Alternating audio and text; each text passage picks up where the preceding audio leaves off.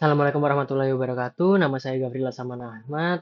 Saya dari Teknik Komputer Universitas Diponegoro dengan NIM 211201231300075. Di sini dalam video ini saya akan menyajikan pemenuhan tugas metode numerik pada bagian 2 yaitu implementasi algoritma integrasi numerik.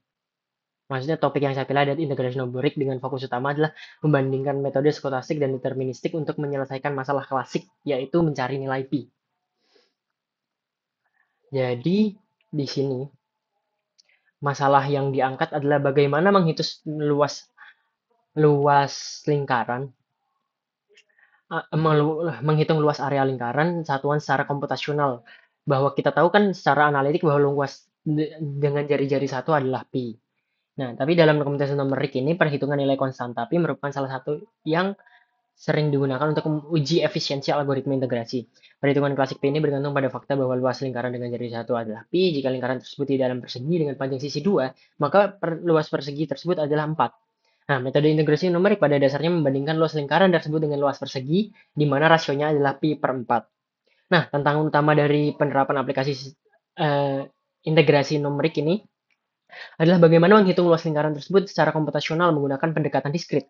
Pendekatan yang populer adalah metode Monte Carlo yang menggunakan pengambilan sampel acak, namun ini akan menimbulkan sebuah pertanyaan di mana titik-titik yang berjarak sama dapat memberikan hasil yang lebih baik dibandingkan dengan titik-titik acak.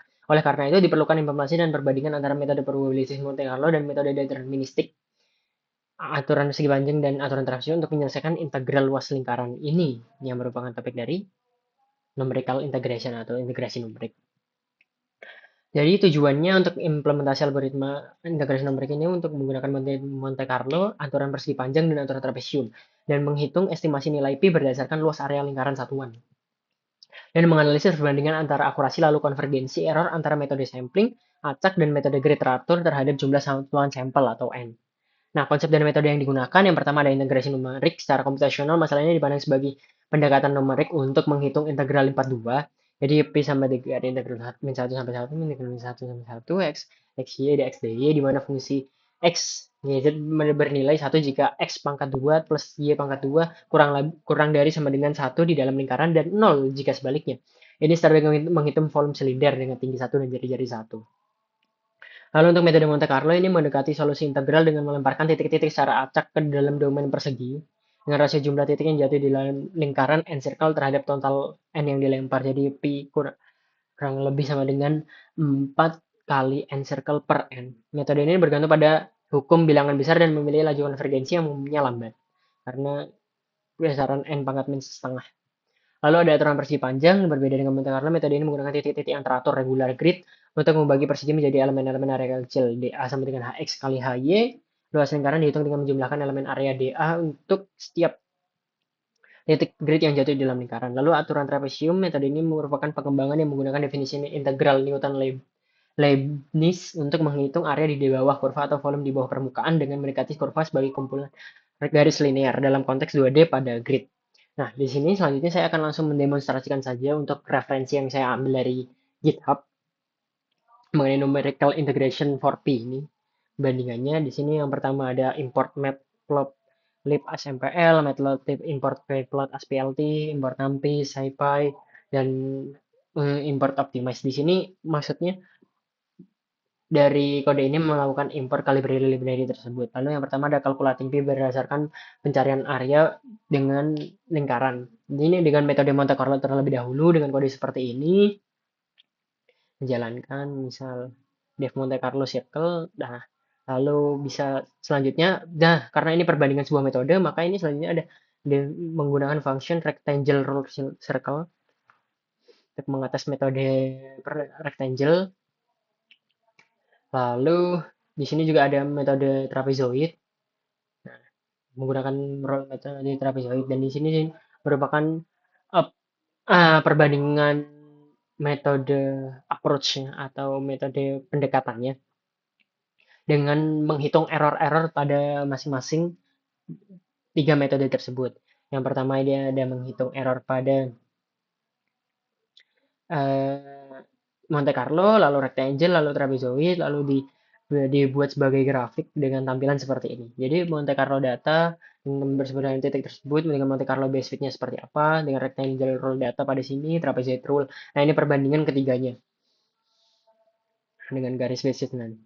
Nah, lalu di akhirnya sebenarnya hmm, Monte Carlo tidak benar-benar lebih baik dari si aturan trapesium atau aturan rectangle karena di hasil akhirnya ini area ini lebih tidak mewajibkan Monte Carlo itu lebih baik gitu. Nah, selanjutnya ini bisa dilihat mengenai curve-nya juga karena di sini terdapat visualisasi mengenai curve dari masing-masing metode ini. Nah, di akhir seperti ini. Dan di sini terlihat juga Monte Carlo bahwa dia least accurate atau lebih tidak presisi dalam errornya dibandingkan dengan satu kata N atau di sini menggunakan trapezoid rule atau menggunakan trapezoid rule. Nah, untuk summarize-nya maka di sini area dari P-nya seperti yang ada di gambar ini, lalu perbandingan dengan Monte Carlo, trapezoid rule dan ghost squad-nya seperti ini. Mungkin itu untuk demonstrasi kode programnya. Di sini saya akan menjelaskan ulang mengenai hasil summary ini.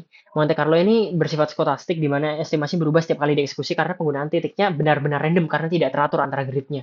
Lalu error ini menurun sering peningkatan jumlah titik n, tetapi penurunannya lambat dan terlalu berfluktuasi. Dari plot garis base fit menunjukkan n pangkat 0 min 0,5 di min setengah atau sesuai dengan teori bahwa error dalam standar Monte Carlo sebanding dengan 1/n.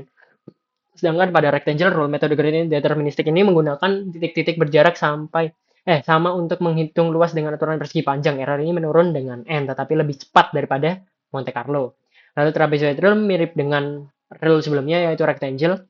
Nah, metode ini deterministik dan menggunakan pendekatan linear antar titik grip untuk mengintegrasi plot menunjukkan error n pangkat minus 0,76 lebih baik daripada rectangle rule karena mempertimbangkan kemiripan fungsi. Namun dalam kasus ini, integrasi indikator fungsi lingkaran yang discontinue, peningkatan akurasi terbatas oleh resolusi grid tersebut.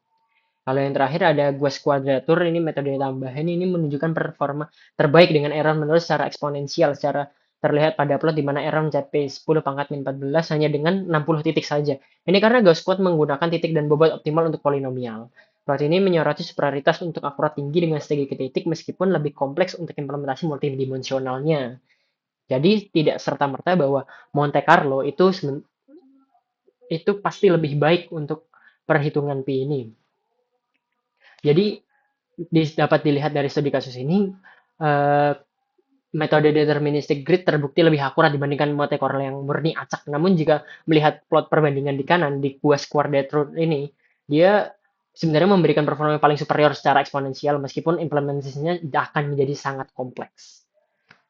Mungkin sekian referensi kode ini diambil dari repository GitHub-nya Your dari GitHub Your numerical integration for P. Nah, sekian pemaparan dari saya. Mohon maaf bila ada salah kata. Wassalamualaikum warahmatullahi wabarakatuh.